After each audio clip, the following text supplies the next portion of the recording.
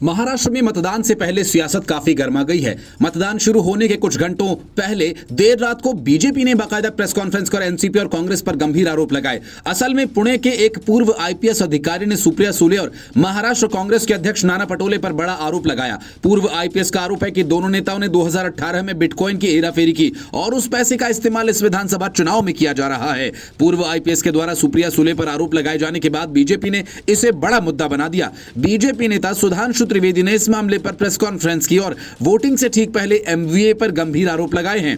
उन्होंने कांग्रेस से सवाल किया कि क्या वे बिटकॉइन के किसी ट्रांजैक्शन में शामिल हैं और इसके अलावा बीजेपी नेता ने सुप्रिया सुले और नाना पटोले पर भी आरोप लगाया। सुधांशु त्रिवेदी ने कहा कि बहुत गंभीर और चिंताजनक तथ्य सामने आए हैं जो एमवीए के भ्रष्टाचार को धीरे धीरे उजागर कर रहे हैं। ये स्वतंत्र और निष्पक्ष चुनावों पर एक गंभीर सवाल है।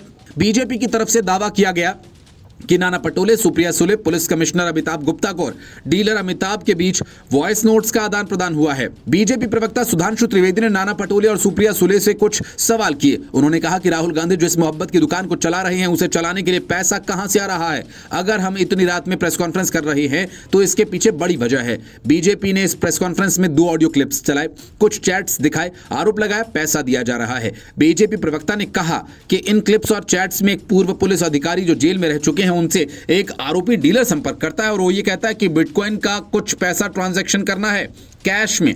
उन्होंने आगे कहा कि इस पर वो अधिकारी कहता है कि मैं पहले से ही लफड़े में फंस चुका हूं और ऐसी कोई भी चीज नहीं करना चाहता। तो दूसरा व्यक्ति कहता है कि नहीं साहब, इसमें बड़े लोग शामिल हैं। वो महाराष्ट्र कांग्रेस अध्यक्ष नाना पटोले का तथाकथित रूप से नाम लेता है और सुप्रिया सुले का भी तथाकथित रूप से नाम लेता है। इस पर भी वो अधिकारी अविश्वास व्यक्त करता है। तो दूसरा व्यक्ति कहता है कि मैं आपको ऑडियो क्लिप भेज रहा हूं और आप इसको सुनिए और फिर खुद ही समझ में आ जाएगा। सुधांशु त्रिवेदी ने दावा करते हुए उस ऑडियो क्लिप में डीलर के दावे के मुताबिक साफ साफ कहा जा रहा है, इलेक्शन के लिए पैसा हमें चाहिए, जांच की चिंता आप मत कीजिए, सरकार आएगी तो हम देख लेंगे। इस क्लिप में यह भी कहा जा रहा है कि हमें कैश चाहिए और हर हाल में चाहिए। इसलिए कहा गया कि गंभीर और चिंताजनक बातें उभर कर सामने आई हैं और इस ऑडियो क्लिप में बिटकॉइन से लेकर जो दावा किया जा रहा है उसमें कांग्रेस नेता नाना पटोले और सुप्रिया सुले शामिल नहीं।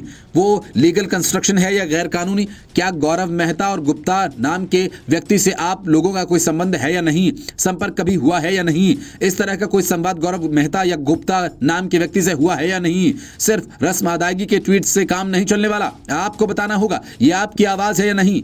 इसमें बिग पीपल शब्द जो कहा गया वो बड़े लोग कौन हैं? इस मामले पर प्रतिक्रिया व्यक्त करते हुए सुप्रिया सुले ने एक्स पर पोस्ट में सुधांशु त्रिवेदी को टैग करते हुए लिखा, ये भयावह है। सुधांशु त्रिवेदी ने इस तरह के निराधार आरोप लगाए हैं, फिर भी आश्चर्यजनक नहीं है क्योंकि चुनाव से ठीक एक रात पहले झूठी सूचना फैलाने का स्पष्ट मामला है। मेरे वकील सुधांशु त्रिवेदी के खिलाफ आम जनता को धोखा देने के इरादे से सरासर झूठा आरोप लगाने के लिए आपराधिक और दीवानी मानहानि का नोटिस जारी करेंगे। एक अन्य एक्स पोस्ट में उन्होंने लिखा कि मैं सुधांशु त्रिवेदी की ओर से मुझ पर लगाए गए सभी आरोपों का खंडन करती हूं और ये सब अटकलें भ्रम हैं। मैं बीजेपी के किसी भी नेता के साथ उनकी ओर से पसंद किए गए समय और तारीख पर सार्वजनिक मंच पर बहस करने के लिए तैयार हूं।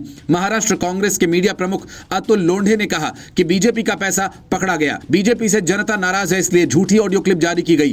कांग्रेस कानूनी कार्रवाई करेगी। ऑडियो रिकॉर्डिंग फर्जी, बिटकॉइन का फ्रॉड इन्हीं लोगों ने किया है।